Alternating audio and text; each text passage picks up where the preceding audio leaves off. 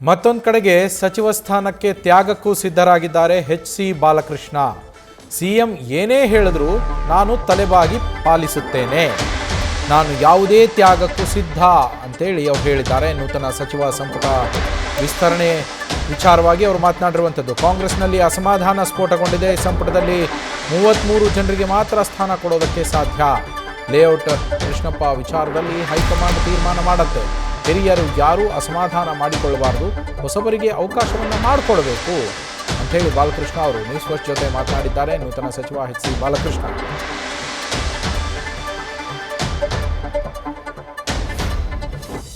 ಬಾಲಕೃಷ್ಣ ಅವರು ಇತ್ತೀಚೆಗೆ ಕೂಡ ಅಸಮಾಧಾನಿತರನ್ನ ಶಮನಗೊಳಿಸುವಂತ ನಿಟ್ಟಿನಲ್ಲಿ ಕೂಡ ಪ್ರಮುಖ ಪಾತ್ರ ವಹಿಸ್ತಾ ಇದ್ದಾರೆ. ಖುದ್ದು ಬೇರೆ ಬೇರೆ ನಾಯಕರ ಮನೆಗೆ ಭೇಟಿಯನ್ನು ಕೊಡ್ತಿದ್ದಾರೆ. ಅದು ಎಷ್ಟು ಮಟ್ಟಿಗೆ ಅದು ಸಕ್ಸಸ್ ಆಗುತ್ತೆ ಅನ್ನುವಂಥದ್ದು ಕುತೂಹಲ ಕೂಡ ಮೂಡಿಸಿದೆ. ಕೆಲವರು ಸಚಿವ ಸ್ಥಾನ ಬೇಕೇ ಬೇಕು ಅನ್ನುವಂಥ ಬಿಗಿಪಟ್ಟೆ ನೀಡಿದ್ದಾರೆ. ಹಾಗಾಗಿ ಇವರು ಮನವೊಲಿಸ್ತಕ್ಕಂಥ ಒಂದು ಪ್ರಯತ್ನ ಯಾವ ಹಂತದಲ್ಲಿದೆ ಇದನ್ನು ತಿಳಿಯೋಣ. ಸರ್, ಈಗ ನೀವು ಸಚಿವರಾಗಿದ್ರೆ, ಈಗ ನೀವು ಖುದ್ದಾಗಿ ಹೋಗಿ ಮನವೊಲಿಸ್ತಕ್ಕಂಥ ಒಂದು ಪ್ರಯತ್ನ ಮಾಡ್ತಾ ಇದ್ರ, ಯಾರನ್ನೆಲ್ಲ ಭೇಟಿ ಮಾಡಿದ್ರು, ಎಷ್ಟು ಮಟ್ಟಿಗೆ ಫಲಶ್ರುತಿ ಸಿಕ್ಕಿದೆ ಸರ್? ಯಾರ್ಯಾರು ಅಸಮಾಧಾನವಾಗಿದ್ದಾರೆ ಅವ್ರನ್ನೆಲ್ಲರನ್ನೂ ಕೂಡ ಭೇಟಿ ಮಾಡ್ತಕ್ಕಂಥ ಕೆಲಸವನ್ನು ನಾನು ಮತ್ತು ನಮ್ಮ ಕುಣಗಲ್ನ ರಂಗನಾಥ್ ಅವರು ಮತ್ತು ಕೆಲವು ಕಡೆ ನಮ್ಮ ಚಲವಣ್ಣ ಅವರು ಕೂಡ ನಮ್ಮ ಜೊತೆ ಬಂದಿದ್ದರು. ಮತ್ತು ಹೈಕಮಾಂಡಿನ ಆದೇಶದಂತೆ ನಾವೆಲ್ಲ ಹೋಗ್ತಾ ಇದ್ದೀವಿ. ನಾವೆಲ್ಲ ಅಣ್ಣ ತಮ್ಮದಿರಿದ್ದಂಗೆ ಒಂದು ಕುಟುಂಬ, ನಾವೆಲ್ಲ ಕಾಂಗ್ರೆಸ್ನಲ್ಲಿ ಇರ್ತಕ್ಕಂಥವ್ರಲ್ಲ ಒಂದು ಕುಟುಂಬ. ನಮ್ಮಲ್ಲಿ ಸಮಸ್ಯೆ ಏನಾಗಿದೆ ಅಂತಂದರೆ, ನಮ್ಮಲ್ಲಿ ಎಲ್ಲ ಶಕ್ತಿ ಇರ್ತಕ್ಕಂಥವ್ರೆ, ಎಲ್ಲ ವೈಯಕ್ತಿಕ ವರ್ಚಸ್ ಮೇಲೆ ಚುನಾವಣೆಯಲ್ಲಿ ಗೆಲ್ತಕ್ಕಂಥವ್ರು ಸುಮಾರು 100 ಜನ ಅವರೇ, 100 ಜನದ ಮೇಲವ್ರೆ. ಎಲ್ರಿಗೂ ಕೂಡ ಅರ್ಹತೆ ಇರ್ತಕ್ಕಂಥವ್ರಿಗೆ ಆಗಬೇಕು, ಮಂತ್ರಿ ಆಗಬೇಕು ಅಂತ ಅರ್ಹತೆ ಇರ್ತಕ್ಕಂಥವ್ರು. ಆದರೆ 33 ಜನಕ್ಕೆ ಮಾಡಬೇಕಲ್ಲ.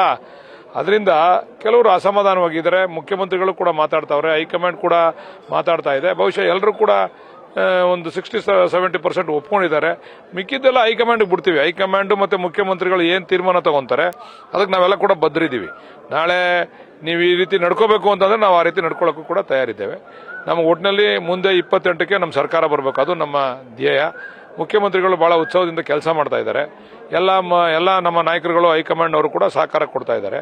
ಅದರಿಂದ ಅವರು ಆದೇಶ ಕೊಡ್ತಾರೆ, ಅದನ್ನು ಪರಿಪಾಲನೆ ಮಾಡ್ತೀವಿ. ಮುಂದೆ ಹೈಕಮಾಂಡ್ ಯಾವುದೇ ತೀರ್ಮಾನ ಕೈಗೊಳ್ಳಬಹುದು ಅಥವಾ ಹೈಕಮಾಂಡ್ ನಾಯಕರು ಬಿಟ್ಟುಬಿಡ್ತೀವಿ ಅಂತ ಹೇಳಿದ್ರೆ ಯಾವ ವಿಚಾರಗಳು, ಅಥವಾ ಏನು ನೀವು ಹೋಗಿದ್ದದು ಬಗೆಹರಿಯಕ್ಕಾಗದೇ ಇರುವಂತ ತುಂಬಾ ಸಂಕೀರ್ಣವಾಗಿರ್ತಕ್ಕಂಥ ಏನಾದರೂ ಘಟನೆಗಳ ಏನು ಅಂತ? ಇಲ್ಲ ನೋಡಿ, ಕೃಷ್ಣಪ್ಪನವರು, ನಮ್ಮ ಲೇಔಟ್ ಕೃಷ್ಣಪ್ಪನವ್ರ ವಿಚಾರದಲ್ಲಿ ಅದು ಹೈಕಮಾಂಡೇ ತೀರ್ಮಾನ ಮಾಡಬೇಕು. ನಾವು ತುಂಬ ಚಿಕ್ಕವರು, ಅವರನ್ನ ನಾವು ಮನವೊಲಿಸ್ತಕ್ಕಂಥ ವಿಚಾರದಲ್ಲಿ ನಾವು ತುಂಬ ಚಿಕ್ಕವರು.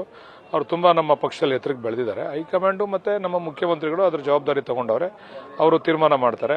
ಇನ್ನು ಮತ್ತೆ ನಮ್ಮ ಒಡನಾಡಿಗಳು, ಇವತ್ತು ನಮ್ಮ ಸುಧಾಕರ್, ಇವತ್ತು ನಾನು ಭೇಟಿ ಮಾಡ್ತಾ ಇದ್ದೀನಿ ಸುಧಾಕರ್ನ, ನಮ್ಮ ಚಿಕ್ಕಬಳ್ಳಾಪುರದ ಸುಧಾಕರ್ ಮಾಜಿ ಮಂತ್ರಿಗಳನ್ನ ಕೂಡ ಭೇಟಿ ಮಾಡ್ತಾ ಇದ್ದೀನಿ.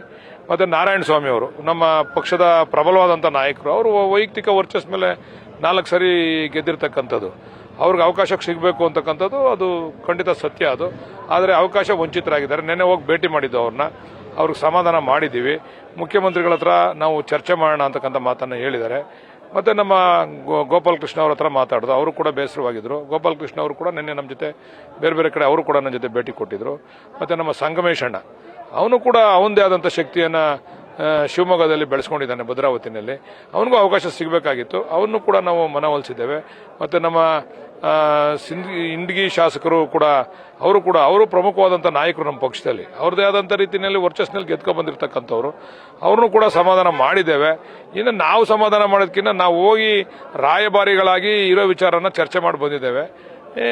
ಮುಖ್ಯಮಂತ್ರಿಗಳು ಮತ್ತು ಹೈಕಮಾಂಡು ಅವ್ರನ್ನೆಲ್ಲರನ್ನು ಕರೆದಿ ಅವರಿಗೆ ಮುಂದೆ ಸ್ಥಾನಮಾನಗಳನ್ನ ಕೊಡ್ಬೋದೋ, ಈಗ ಏನು ಮಾಡಬೇಕು ಅಂತಕ್ಕಂಥ ವಿಚಾರಗಳನ್ನ ಅವ್ರು ತೀರ್ಮಾನ ಮಾಡ್ತಾರೆ. ಕೃಷ್ಣಪ್ಪ ಅವರು ಕೂಡ ಅವರು ನೇರವಾಗಿ ಹೇಳಿದ್ದಾರೆ, ನಮ್ಗೆ ಸಚಿವ ಸ್ಥಾನ ಬೇಕೇ ಬೇಕು ಅನ್ನುವಂಥ ಮಾತನ್ನ ಖುದ್ದು ಸುರ್ಜೇವಾಲ ಅವ್ರ ಮುಂದೆ ಸ್ಪಷ್ಟವಾಗಿ ಹೇಳಿದ್ದಾರೆ ಅಂತ ಹೇಳಿ. ಈಗ ಆಲ್ರೆಡಿ ಭರ್ತಿ ಆಗಿರುವಂತ ಕಾರಣಕ್ಕಾಗಿ ಮತ್ತೆ ಒಕ್ಕಲಿಗ ಕೋಟದಲ್ಲೂ ಭರ್ತಿ ಆಗಿರುವಂತ ಕಾರಣಕ್ಕಾಗಿ ಹೇಗೆ ಅವರಿಗೆ ಪರ್ಯಾಯವಾಗಿ ಕೊಡಕ್ಕೆ ಸಾಧ್ಯ? ಇಲ್ಲಿ ಇರುವಂತದ್ದು ಒಂದೇ ಪ್ರಶ್ನೆ, ಒಬ್ಬರನ್ನ ಯಾರನ್ನಾದ್ರೂ ಕೈ ಬಿಡಬೇಕಾಗತ್ತೆ, ಒಂದು ಅವಕಾಶ ಕೊಡಬೇಕಾಗತ್ತೆ ಅಂತ. ನಿಮ್ಮ ಪ್ರಶ್ನೆಗೆ ನಮ್ಮ ಹತ್ರ ಉತ್ತರ ಇದೆ.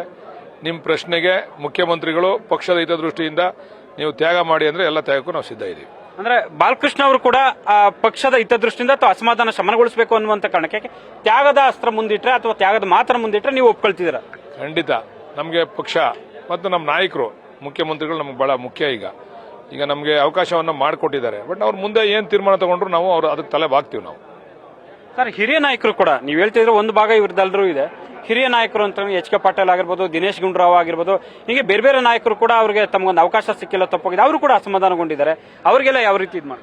ನಾನೆಲ್ಲ ಸೀನಿಯರ್ಸ್ ಅಲ್ಲಿ ಕೈ ಜೋಡಿಸಿ ಮನವಿ ಮಾಡ್ತೀನಿ, ನಿಮ್ಗಳಿಗೆಲ್ಲ ಅವಕಾಶ ಸಿಕ್ಕಿದೆ, ನೀವುಗಳು ನಮ್ಗೆ ಆಶೀರ್ವಾದ ಮಾಡಬೇಕು, ಹೊಸ ಮುಖಗಳಿಗೆ ನೀವುಗಳು ಆಶೀರ್ವಾದ ಮಾಡಬೇಕು. ಈ ಪಕ್ಷದ ಬೆಳವಣಿಗೆ ಮುಖ್ಯ. ನಿಮಗೆ ಸಾಕಷ್ಟು ಪಕ್ಷ ಅವಕಾಶಗಳನ್ನ ಕೊಟ್ಟಿದೆ.